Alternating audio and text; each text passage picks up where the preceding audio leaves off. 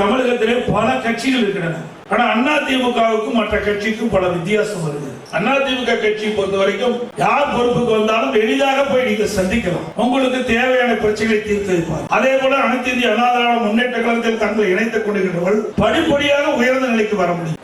இன்றைக்கு தமிழகத்திலே திருச்செங்கோடு சட்டமன்ற தொகுதியில் தான் அதிகமான நன்மைகளை பெற்றிருக்கிறது.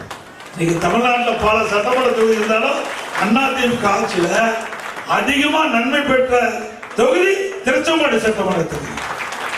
நீங்க திருச்செங்கோட்டிலிருந்து கவலைமுறைக்கு சிறப்பான சாலை, திருச்செங்கோட்டிலிருந்து நாமக்கலுக்கு 4 வழிச்சாலை, திருச்செங்கோட்டிலிருந்து ராசிபுரத்துக்கு 4 வழிச்சாலை, திருச்செங்கோட்டிலிருந்து பள்ளிமலை ஈரோட்டுக்கு அற்புதமான சாலை, திருச்செங்கோட்டிலிருந்து சங்ககிரி ஓமலூரை 4 வழிச்சாலை.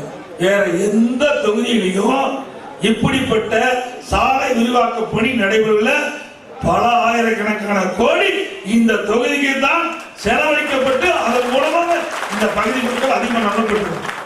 அதிமுக ஆட்சி இருக்கின்ற பொழுதுதான் இந்த நாமக்கல் மாவட்டம் திருச்செங்கோடு சட்டமன்ற தொகுதியில் அதிகமான கல்லூரி திறந்தோம், அதிகமான பள்ளிகள் திறக்கப்பட்டன.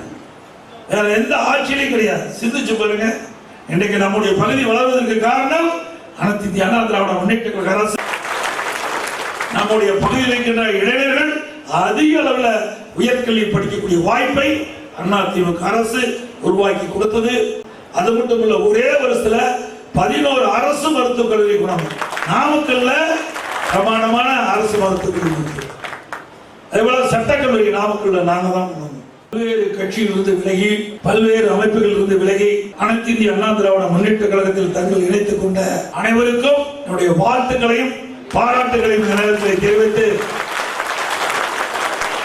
இந்த இயக்கம் உங்களுக்கு நிச்சயமாக உயர்ந்த இடத்துக்கு எடுத்து செல்லும் என்பதையும் இந்த நேரத்தில் தெரிவித்து, எனக்கு முன்னாலே அறிவிச்சவர் தங்கமணி அவர் குறிப்பிட்டதை போல இந்த இயக்கத்தை நம்பி வந்தவர்கள் யாரும் கெட்டது கிடையாது, வளர்ந்த சரித்திரம் தான் உண்டு.